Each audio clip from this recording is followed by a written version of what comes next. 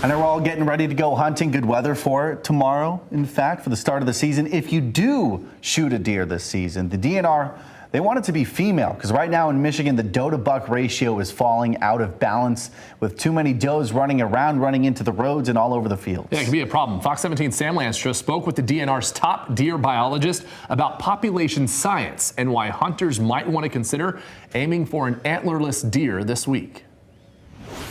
Yeah, this is a county-by-county look at last year's deer season in West Michigan. And you can see Montcalm County to the north taking the most, around 8,000 deer, and then Berrien County to the south, a little less than 3,000. But in every single county last year, hunters shot more antlered deer than antlerless deer, which are does and bucks that have not yet grown or already lost those antlers. And then these are the percentages for that antlerless harvest, as high as 49% in Oceana and as low as 39% right down in Kent County, but none are above 50%, which is the number the DNR wants.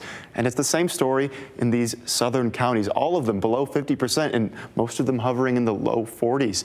And then when we take a wider look at the whole Midwest, Michigan's sitting at 43%, and that's the lowest out of all these states.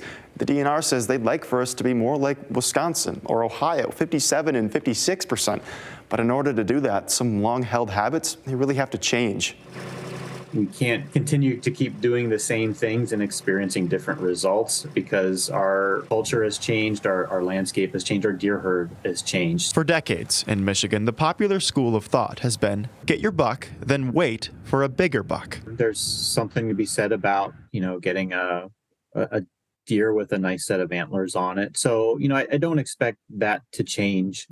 But there's a problem taking shape with two populations, more and more deer, and less hunters. We need to stop sort of dancing around this issue of declining hunter numbers and low antlerless harvest and start addressing it. The DNR predicts that by the year 2040, the state will have lost nearly half the hunters it had in the year 2000. And in short, we are losing older hunters faster than we're recruiting younger hunters. Why that is kind of anybody's guess, but I think it's largely cultural. And if there's less buckshot in the woods, there are more bucks and does running wild. We can expect to see with high deer numbers a lot more damage to our agricultural fields. If there's a lot more deer on the landscape, the likelihood for collisions on the roadways increases. Deer are very good at also eating the habitat that they live in. Most deer can consume, especially in the summer times, anywhere between 6 and 8 pounds of vegetation in a day. The solution is to harvest